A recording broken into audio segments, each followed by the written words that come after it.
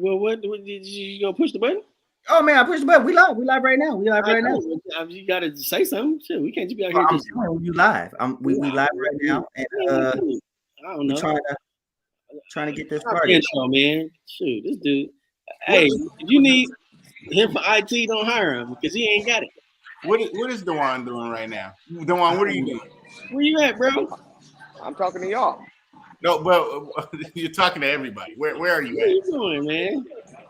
Oh, I'm at the pool. We supposed to be professional. We is. Hey, I'm like work. just like ESPN, but they be on location. I'm on location. You on location? Oh, you working from home? On location. So you got your suit shirt on with your shorts, huh? Yep, you already know. Hey, Tab be on location too a lot. I'll make this.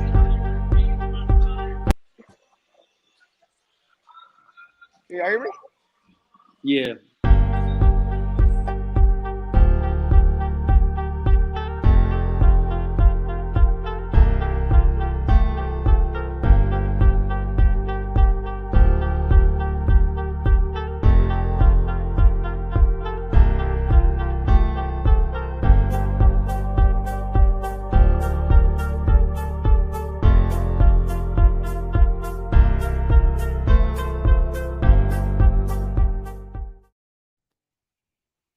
Yay!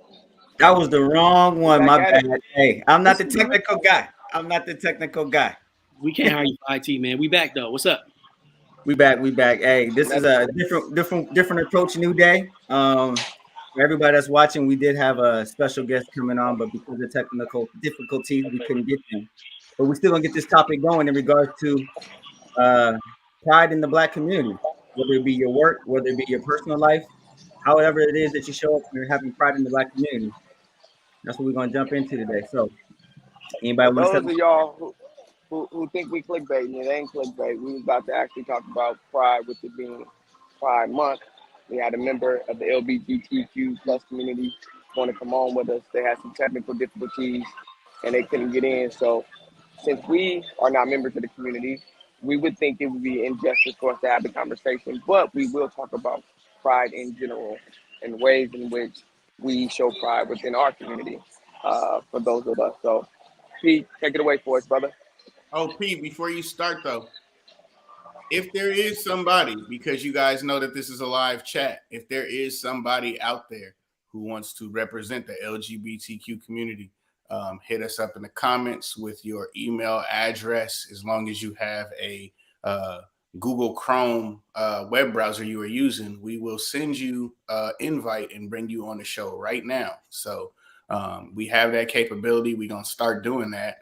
Allowing you guys that are out there to send in your email addresses, and we'll bring you in right there if possible on the show episodes and when we have the room to do so. So if there is someone there, you know somebody, and we're in here for the next 35 to 45 minutes, and they want to participate, have them send it, and we will do our best to get them in right now. Because we do want to hear some other voices. It'd be nice. Yeah, I think we were trying to go somewhere, but like I said, due to unforeseen circumstances, our person couldn't get on. So maybe we'll try to get it back this month since it is Pride Month, and we want to have that conversation with that person. But shoot, let's hit it. We said we talking about pride. Shoot, I'm somebody's daddy now. I gotta make sure I'm on my P's and Q's now. You know what I'm saying? My boy just hit one last month, right? Congratulations. Yeah, man, he hit one. He trying to take some steps, but he ain't confident in his walking yet. So he be kind of like, I'm walking. Never mind, I ain't gonna walk no more. But he said, I'm walking. Never mind. No, I'm not. I'm not gonna walk no more. But we talking about pride, man. I take pride in being that dude, dad. Pride in being a husband. Shoot, pride in being a Black male therapist in this world because we need them too. It's a lot of different ways we can take this thing, man. But I'm gonna let y'all go. Well, I think my area is very political, but it's something that's been around for a while. So having pride as a African American Spanish male in education. Wait a minute, you part Spanish? You Dominican now? We never knew this. Wait a minute, what? Oh, this boy talking about he Puerto Rican. Y'all sidetracking. Of course, no, we're not sidetracking. Wait a minute, we need to pause this. So we've been here 20 years, and now you telling us you part Spanish? He been I saying didn't know that. Everybody else, if you're not my Nobody knew she was first. Wait, Jeff, did you know he was first Spanish? I did know that, bro. I ain't never seen him do nothing possibly related to that. Wait, are you bilingual? I mean, we got to get into it right now. Are you bilingual? Poquito, yes. Oh, you ain't bilingual. That's the same thing I know how to say. It's Hey, I can get us through some parts of Mexico, Tijuana. Are you a citizen or you got a green card? Man, I am a citizen of the U.S. What are you talking about? Hilarious. All right, my bad. We Yeah. You guys took it. Yeah, you didn't know. Anywho, so honestly, so being African American / Spanish descent in education, the pride of to remove the barriers and allow us to be part of the educational field. You know, it's been something that's been going on, I don't know from how long, since Board of Education, 1950s. So it's something that, is finally getting some traction now, which is kind of crazy because now we're really, because of BLM and a lot of other things that are taking place, now it's really starting to have more leadership that are African American, running our institutions. And, you're starting to see HBCUs getting a lot more attention. You have a lot of things changing. So in education field, it's always been something that you had some kind of African American or minority presentation, in the field. So it's everywhere for me. I don't know about you guys in your fields, but it's everywhere for me. It's something that's written about. It's something that we're constantly discussing. So having pride in bringing that to education is something that I am very strong about, because, there's a lot of different intersections that happen. So everybody needs to have a voice at the table. That's my perspective. You feel like, is there like a burden that you gotta or you gotta really be on your stuff all the time? Not to say that you wouldn't do your job well, but you really you gotta be over the top with it. You know what I'm saying? Just being an athlete, being an athlete, you gotta be in the top 1% to make it to the league. You in the league now, you a dean of a college. What is that? Is a burden you gotta carry with that, or you just feel like you can be yourself? It's crazy. One of my mentors was he just put it this way: good, better, best. You never let them rest until your good is better and your better is best. So you always got to be on your P's and Q's. You can't assume that, these, my Caucasian colleagues are going to understand exactly where I'm coming from. When I'm thinking about, I'm thinking about everybody in the room. We're not just saying African Americans and other minorities. We're thinking about people who had DSPS services. There's just so many things that you got to consider when you think about an individual and them being accepted into education. So yes, I'm constantly making sure I'm understanding policies, procedures, reading up on the newest assembly bills, making sure when you show up to a meeting that you got your stuff right, because I represent a whole bunch of people when I come into those rooms. So you got to be prepared. You can't just kind of walk in half-ass. Right. I'm with you. Yeah. I mean, go ahead. I'm going to say the stress isn't probably as high as what Jacoby goes through, or having to engage with somebody and really helping them get to the root of their problems. However, the stress is hey, I need more people like me in the room. So let me make sure that, I'm showing up to do well. I'll leave it there. But I was before you go, Jacoby, especially we black males, we all went to college. The representation of us as students isn't even that great as black males. You know what I'm saying? What is that like to be man, I know we got some brothers, you know what I'm saying, I can get in here because it's mostly black women that's in college, really, to be honest. The numbers speak for themselves. Right. As the dean, as a head of multiple departments, do you feel what can we do to kind of, you know what I'm saying, get the numbers kind of shifting towards getting some of these guys into college? I mean, that's the crazy part. It's all about access, because access leads to success, but without access, there is no success. So it's one and the other. And it's actually about informing individuals that college may not be for everybody, right? But being educated in your field of study is. So, all right, you don't really want to do all 4 years, but if you want to be a great business owner, take a couple business classes, be president in those courses, get a certificate or two, whatever you may do, just to increase your knowledge in the field that you want to be in. So that's where, it's coming down to getting them in the room and getting them to have that access. It's just access to the knowledge. You don't have to consume it all, but there is a certain amount that you can grasp that's going to make a big difference in your life. So, I mean, for the most part, most jobs at least require some type of educational or training before you walk in. So the more you know, the better, right? Right. Go, Jacoby. Yeah, I mean, I would say that I definitely have a level of pride attached to what I do. It's obviously when I walk in a room every day, I don't see a lot of people that looks like me, and that in itself, right there, lets me know that I'm in a field where I need the numbers to go up. I want the numbers to go up, but we're not quite there yet. Is there a sense of pride attached to that? Absolutely. I mean, everybody discussed that. Obviously, we wouldn't go to work every day if the job didn't have some level of appeal to us personally. But I say, just to pivot a little bit from what you guys are saying, I'd also say that the pride that comes with that also comes with a huge burden that lies on all of our shoulders. You're not just representing yourself when you're in the building, you represent a group of people. And even though that may be a prideful experience at times, sometimes that's also a very draining experience because you don't have a lot of resources that you can go around to and look at and say, hey, how do I navigate this? Especially in my situation, I'm one of two. And so there's really not a lot of people to bounce it off of. You're always isolated in an area by yourself. So I'd like to see the numbers go up in my field. But until then, I'm prideful. All the experiences and everything that I try to implement when I'm in the building during that days is based on me trying to establish a sense of belonging, ownership, and pride for whoever comes next. So it's not as hard. But I'm saying, do you be walking around telling people you're the negotiator? I got a question. The only reason people know that is because y'all know that. I don't talk about that. But I mean, so, you know what? To some extent, I probably should, though, right? Like, I mean, to me, that's just another barrier broken in my department. I'm going to assume just based on the demographics and the statistics that I know about my department, I'm probably the first Black crisis negotiator we've ever had in our department, right? And they've been around a long, long, long time. I probably am the first. If I'm not the first, I'm probably one of two, which is still like, God damn, how long has this department been around and y'all only got this? So I would just say in general, right? Like, I don't, I'm sure they'll get mad or try to find some way to loop it in against me, but we definitely need more representation when it comes to where I am at currently. Because being the first and shit like that, it sounded cute in the beginning, but it actually really to me is just sad.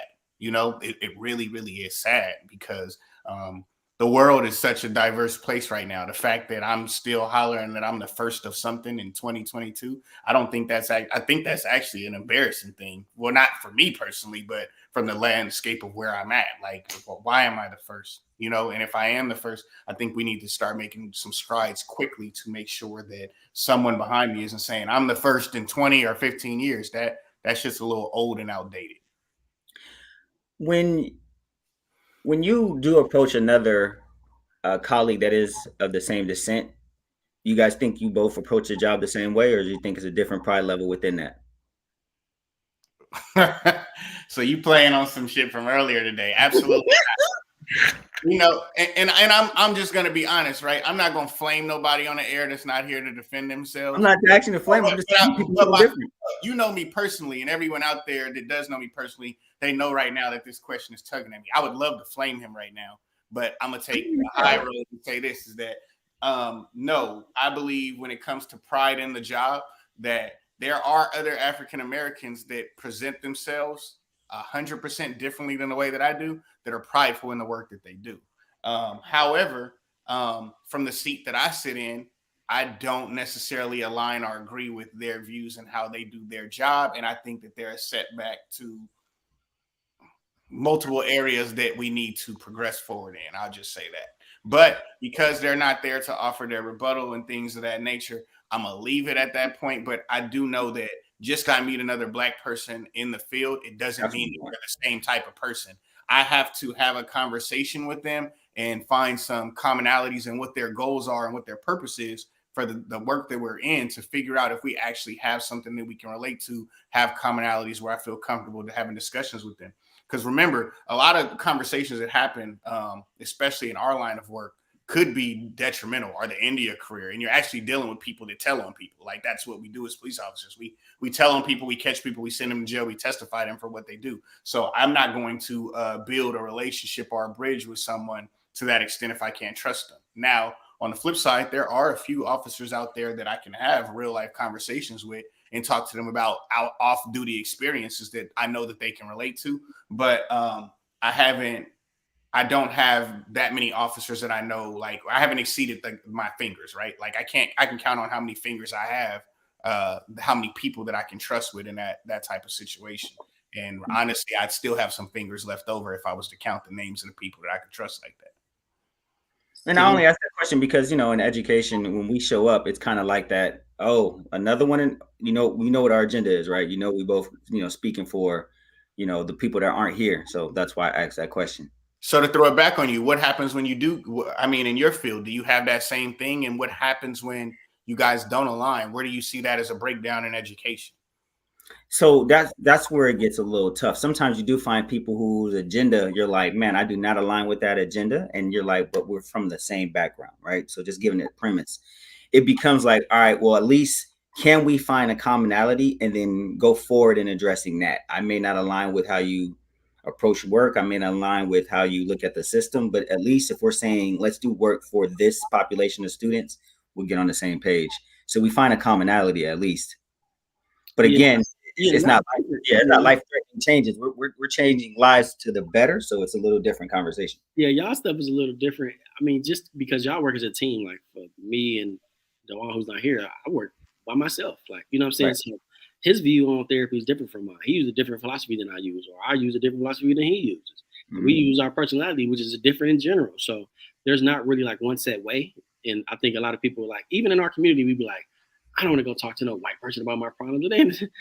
It's more of us out here than y'all think, right? You know what I'm saying? So, like, if you can find your Black therapist, I think it's very important to do it, male or female, because there are some things that we just go through in this world that people that don't look like us just don't understand. And some of that is in regards to just being a human. You know what I'm saying? Being a black male, or parents saying he Hispanic now, a black male or Hispanic, whatever you are, a person of color is different than somebody that's not a person of color in this world. But let me ask you about this though, Jeff. In your time in the state level, the government level out there, what is your experience when you're meeting other investigators that have done that type of work as you? Do you guys need to have commonalities on that? Do you guys view situations that you investigate differently? How does that look? Because that's an experience that I need. Yeah. So when I work for the government, I mean, it's one of them things of like, I wouldn't say I wouldn't take it serious. We talking about kids here, so of course I take it serious. But when I go into certain situations, I go in there with charisma. I don't go in there accusatory. I don't go in there like my badge is this, that, and the other, or I'm by CPS or DFPS. I went in there like, hey, what's going on? What's going on? Y'all all right? What's cracking here? You know what I'm saying? Some people go in there with a different approach, whether it be a person of color or not. But I think what happens is, and I've seen it because I worked in multiple counties, and a lot of people that do that CPS work are people of color. Not the people that's in the top rankings, but the people that are like out there actually talking to the people. Because we are people of compassion. We want to help people. We want people to be better situations than we were. So I've seen a lot of people that look like us that were doing the job, but the thing about the job is it's too stressful, bro. It's too, like, if you can't turn it off and you got too much love, then it's going to be a burden for you, like in your regular lifestyle. You know what I'm saying? How you live. I did 10 years of it. You know what I'm saying? And I was able to turn it off, but some people can't because they got so much compassion. But I mean, shoot, to answer your question, bro, I don't think there's not really one approach, because there's some set stuff that you got to do. You got to do with that, stuff that you got to get handled. But the way that you approach it, just like the way that you approach somebody, when you stop somebody, if you got charisma and you kind of not making it big, I wouldn't say a big deal, but you kind of like easing into whatever you got to do for them, it makes the interaction a little bit better. But that government job, bro, that's a tough job. Yeah, and I think one of the things that I find interesting about that in all of our jobs is that obviously when you're working for people, it's a number-driven society. And that sometimes is really an issue, because I think that all of us in our jobs have that Draymond trait, that intangible trait that really isn't judged on statistics, right? Charisma is not a trait that can be judged on statistics. And so it's an intangible trait to me. And I think sometimes it gets lost in translation. Like for myself, if you're judging me based on the amount of rest that I make, and you judging me on the amount of tickets that I write, then you're looking for the wrong stat. I think the thing about that is, because we're all in, everything we do is community service or customer service, whatever you want to say, whatever word you want to use, it's a service. all three of us and four of us would don't mind not being here. Everything is a service. So it's like what yields the best outcome when you being when your interaction is more pure, more authentic, more all of that, you get a better response from the person you're engaging with. It don't matter because we're all in community service. True, but what I'm saying is that when we work in these environments in which we're judged by a supervisor, right? We have someone else that oversees the amount of work that we do. I think that the intangibles that we carry, right? Like communication skills, charisma, things like that sometimes get lost in translation because there are those that don't have that skill set that just write, to just document everything to show their worth at a job, right? And I'm speaking for myself, and I can probably speak for a couple of you guys' situations. It's not always about the documentation that proves the amount of success that we bring to the table for and how much of an asset we are for the job that we're at, right? And so I feel like sometimes in community-based things, while we're prideful in the work that we do, I do think that sometimes gets lost in translations or in translation, especially while we're trying to transition to people understanding how it is that Black people come in and affect the culture in which they work in. What we do hasn't really been able to be defined in a true measurement. And I think sometimes when you're doing it based from a charisma standpoint, it's hard for people to catch on to that, which leaves us to have to justify our work or even come to work even more prideful because now we got to stand on some shit to let people know we're not going away and this is how we're going to truly work no matter what. True. Do you think sometimes, and I'm asking both of you, you always got to do a little extra to make sure that you're showing your pride as a person showing up like, hey, I'm African American and I'm here to do this work? Do you think you have to do extra is my question. I think with the therapy thing, because you got to kind of sell yourself, and Okay. speak to this because he's no longer me. You got to kind of sell yourself because I mean you are like the sole proprietor of that business. But with the government job, I think it didn't matter because I had the authority to do whatever I was going to do. But with the being a therapist and being like your own, you're a walking business. It's different. I do got to present myself with charisma. I do have to put myself out there. I do got to shake hands, kiss babies. I do got to do all that without, you know what I'm saying, whatever the other, I wouldn't say selling out, but whatever term you want to use, you still got to do that stuff. But I think your personality is a part of that, especially as a therapist, because people want to be able to relate to you. They want to be like, Jeff, he cool. All right, when I go and talk to him about my problems, he's solid. You know what I'm saying? So. How about you, Jacoby? Yeah, I mean, I do think that you have to do a little extra. I just think that you have to choose how you want to do that type of extra. Like for me, it's important for people to know that I know what I'm doing, but at the same time, at some point, I also I'm not gonna do extra to make you feel like I'm doing it the way you want me to do it or I'm one of you.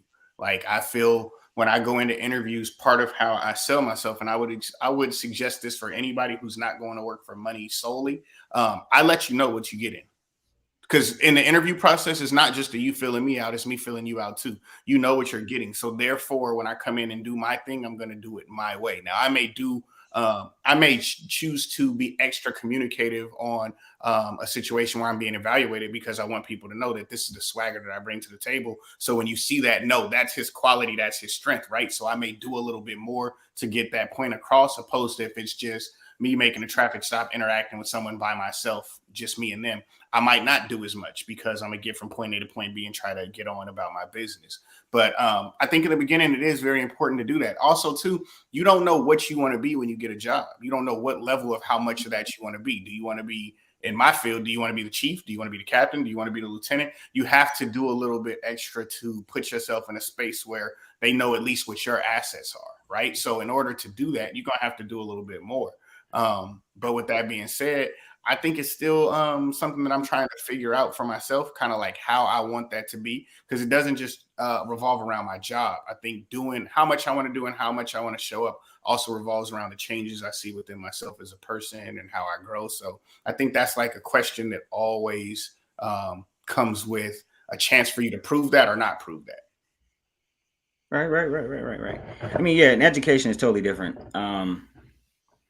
You have to show up who you are, because everybody's going to always ask, various questions because they believe you represent that population. So it's a little different, which is why I posed it to you guys.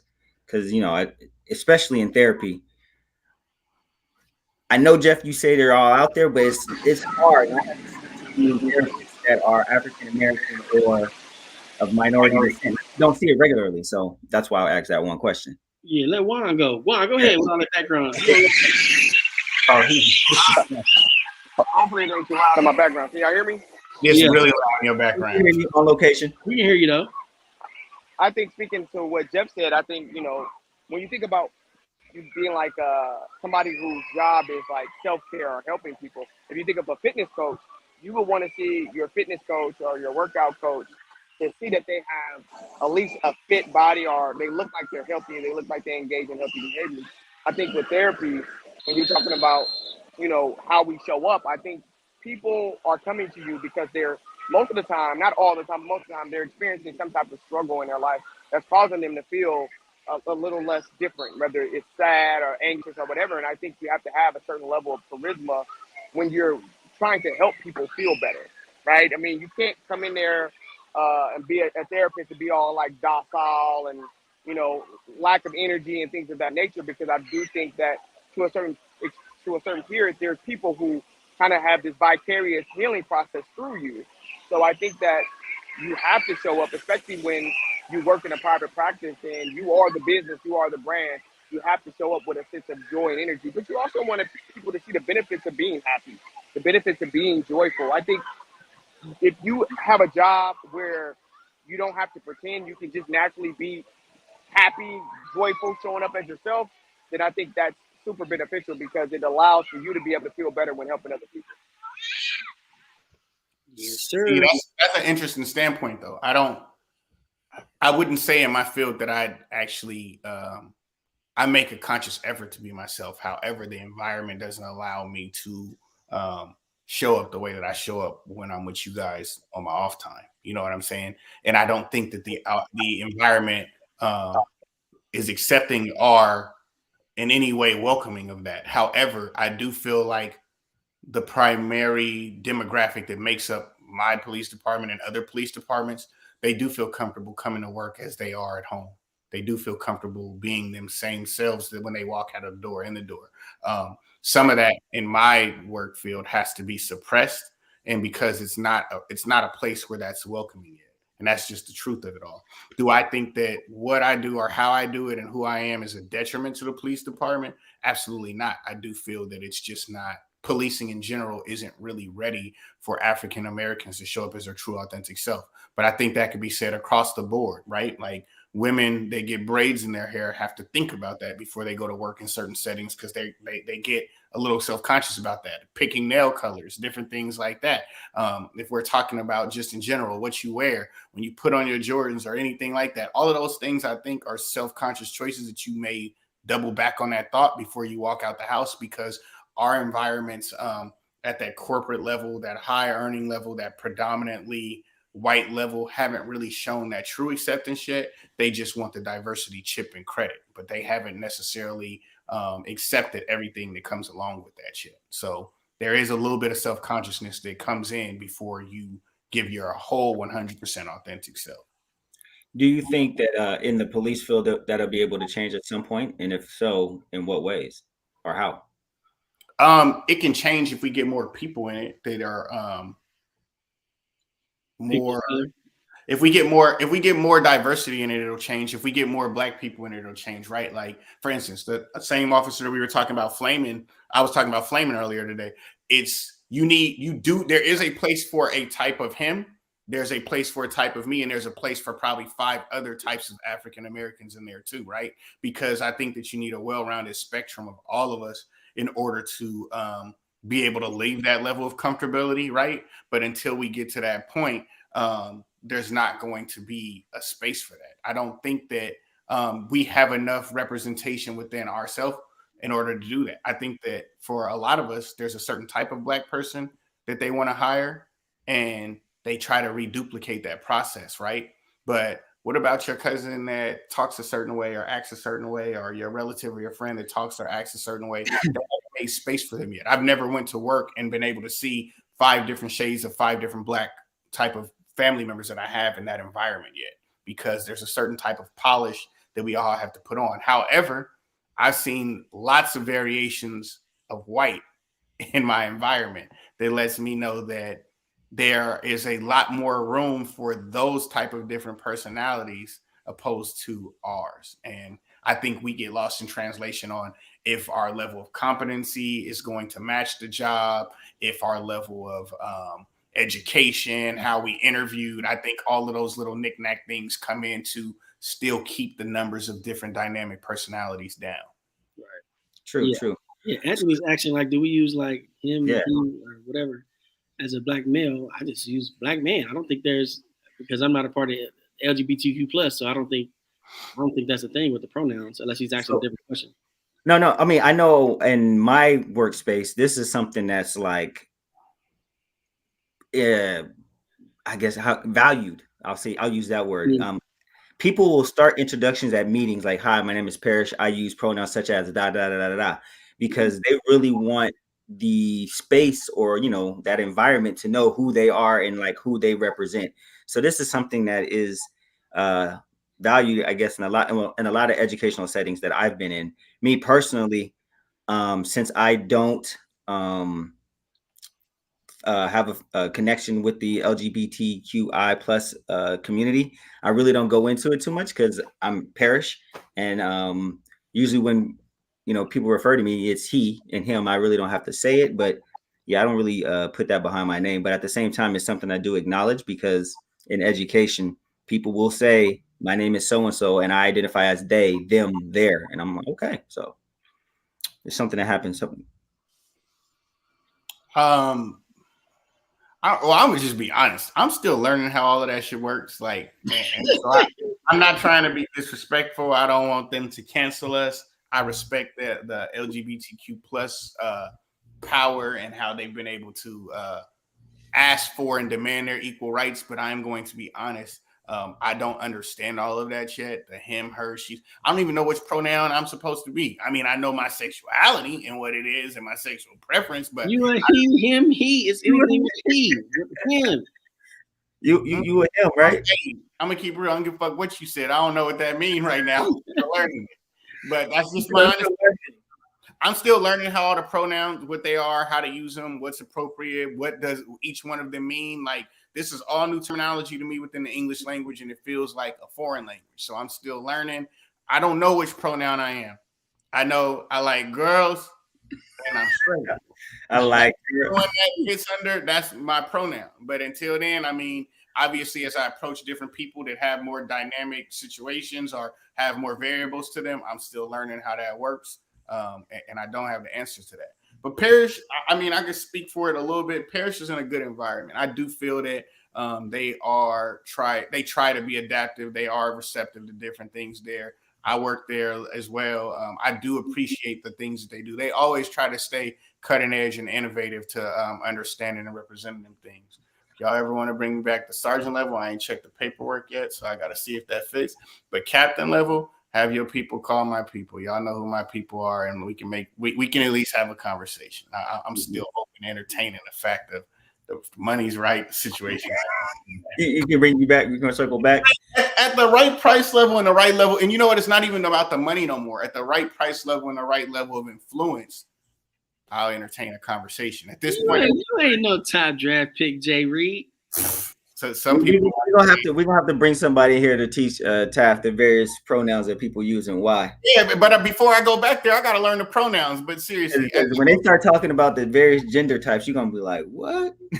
But I'm being serious though. Like I mean, at this point in my career, it's not even just all about the money. At the right level of influence and impact, I'm willing to have a conversation with anybody. You know what I'm saying? I'm not too much into. I feel like in certain situations we have what we call black tokens and black poster boys. I'm not too interested in being on the front of an Instagram no more. I am interested, however, in having direct and straight impact into the community that you choose me to be a part of and influence. So, but yeah, I'm open to having them conversations, and I know your place is a place where I get to do it. Wonderful place to have those conversations. Yes, you're right. Yeah. Well, with that being said, we're gonna. Oh, there he is. I'm about to say, Jeff, did you have any input on that other than what we were sharing? No, I mean, we kind of went over everything we needed to today. I mean, it's unfortunate we couldn't get our guests on. Maybe we'll get Right. that person back on. But yeah, man, I think this was a cool little conversation. I think taking pride in everything that you do is important. Because we are black males and we don't have representation that look like us in these fields. Like we got a hoop person or somebody that play football, but we don't got an everyday male that we can, you know what I'm saying, see other than people that are in our lives, like our those of us who have fathers or coaches or whoever, mentors. But everybody don't got that. So, but yeah, take pride in what you do because somebody looking at you, whether it be your kids, your colleague, the neighbor down the street. You know what I'm saying? As a black male, you want to make sure you're putting on. For your outro, Jacoby, what you got? Obviously, y'all, you like Jeff said, it was a little unfortunate we didn't be able to get our guests today, but we are always interested in hearing what it is you guys want to talk about with us. We're always interested in opening up the floor to the people that tune in. Take advantage of DMing us on Instagram and letting us know, hey, I got a topic for you guys. I want to talk. Hit us up on the Facebook Messenger. We are interested in entertaining all of these different topics. And like all of my colleagues here said today, we are just a few representations of your level of the law enforcement world, the education world, the therapy world. But we know there are more out there and different opinions. If you guys have any type of interest in having those conversations or other people that have variables in their opinions, don't be afraid to hit us up. This is a show for y'all. We just here to facilitate the conversations and add our point of views on it. Yeah. And I will ditto everything they just said. Yeah, it was unfortunate that we lost a voice that was going to probably give us something really to talk about, so hopefully we'll get the Renate individual back so that we can get that topic out in regards to how certain prides and certain affiliations show up in the Black community. Finally, there was something that was said talking about being a token. That's another topic that I think that we can talk about. Is being a token actually a negative, or are you actually a tool to bring in others that are like you and are like-minded into a workplace? So we got some topics on here that I think we're gonna circle back around to. I appreciate you guys for coming through for the time that we had, even though we had to make do with what we had. Everybody that tuned in, thank you very much, and we'll see you in a couple of weeks. Braspective.